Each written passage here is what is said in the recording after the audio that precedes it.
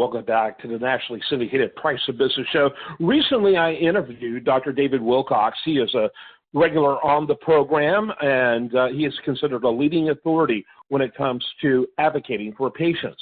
We talked about elective surgery and some things that everyone should know before they have elective surgery, both from a quality of care perspective and cost perspective that you're usually not hearing from your doctor. And this is how that interview went. That you want to negotiate between the patient and the doctor for your ambulatory surgery. Why don't you give all of them first, and let's get into a little depth of those 5 with the time we have left. Okay. So the first thing you want to ask your doc is, am I going to be the first case of the day? There's a couple reasons why you want to do that. One is you're going to not eat or drink until the time of the surgery. So waiting until 4 o'clock in the afternoon is a miserable experience. The second reason is the data shows that the patient who is first case of the day does better because the surgeon is usually rested, right? The other thing you want to ask is, are you going to do my actual surgery? You would think that's a no-brainer, but in a teaching hospital, many times it's the resident or the intern that does the surgery under the surgeon's supervision. I don't know about you, but I don't want anybody practicing on me. I would prefer, if I'm paying a surgeon to do it, that he is or she is the one that does it.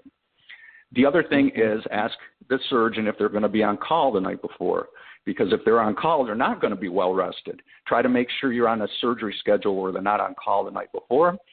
And ask how many times the surgeon has done the surgery. You know, if he says, this is my first time, I strongly suggest you find somebody else. But, you know, and also ask him if he's ever had a fatality from the surgery. Don't be surprised at his answer if he says yes, because many times surgeons get called into life-threatening situations and they're trying to save somebody. But if whatever details you can get about that will give you better information as you make your decision about whether you're going to hire this guy or lady or not. And then finally, ask your surgeon what the recovery period will be like. If you're sensitive to pain, make sure they know that on the onset. And then also ask him, because pain medications can be very constipating, you want to ask him if he's going to give you anything for constipation.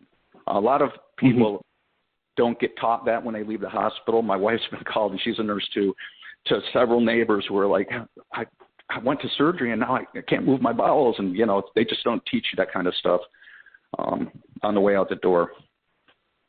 Yeah, those are vital, and you did a phenomenal job of summarizing them. You know, I grew up in Michigan, which back when I grew up in Michigan in the Detroit area, it was called Motor City back then. So we always talked about cars, we knew about cars, and we were always told to ask the dealer what day of the week the car was built, because cars built on Wednesday are always better than cars built on Monday or Friday. So your advice about time of day, that reminded me of that. Should they be shooting for a Tuesday through Thursday rather than a Monday or a Friday? Yeah, you know, I think it's time of day. I don't think it's day of the week. You're definitely probably not going to get in on Thursday because that's golf day, right? So right. Oh, that's true. Touche. Yeah. Very good. And these are so practical. You know, I'm at an age where I feel like I should know everything, or I've heard everything when it comes to things like this, right? And I hadn't heard some of this before. This is really, really important. And what I always love about your advice to our listeners, and this is feedback we've got from listeners as well that they like about you, is that you advocate for the patient in our interviews, and you insert into them the right they have to be assertive about themselves and their rights. That's right, because ultimately you're in charge of your health care. You hire a team to administer it, and you want to put together the best team that possible, especially if you're going to have surgery, right? But you're the person who hires them. Now you have to go through your payer and make sure these guys are in network. You know, that's one thing that I would strongly recommend you do. But there's all kinds of material out there that you can do research on physicians and hospitals and stuff. And like I said, drdavidhelps.com. I'll give it all to you for free because I want you guys to do your homework and make sure you're safe out there. Well, I won't say you were a victim, but you described your situation where you could really perceive yourself as a victim for what you went through with your daughter, and really, obviously, that had a profound impact on what you ended up doing later, right? Compared to what you were doing at the time early on when you were trying to help her, and people like you become very passionate about helping others to be able to navigate these type of things. And so we love having you on. We love having you tell that. Went over. I've never had you on where we didn't go over, but it's always worth it. David, wrap it up with your final thoughts. Yeah, so if you guys want to take a deeper dive into this, I have a book out called How to Avoid Being a Victim of the American Healthcare System. It's on Amazon. It's self-published.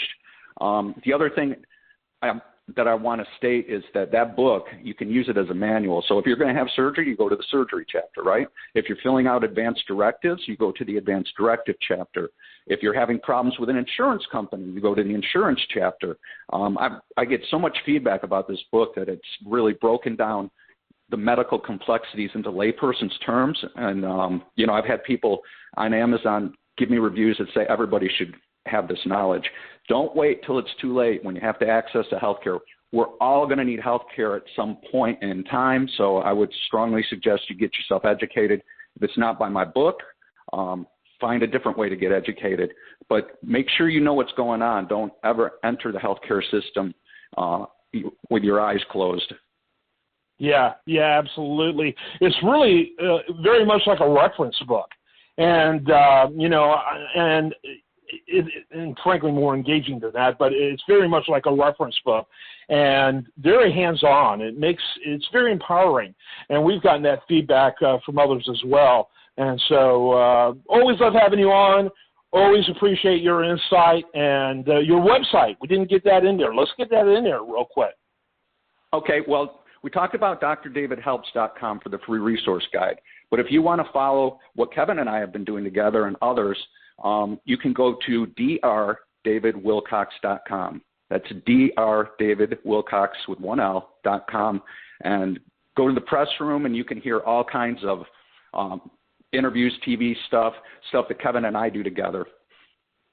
Yep, there you go. David Wilcox, one of my favorite segments. I always feel a little smarter whenever I chat with him. I'm Kevin Price. This is The Price of Business. Stay tuned for more. For the rest of the interview, see the links below.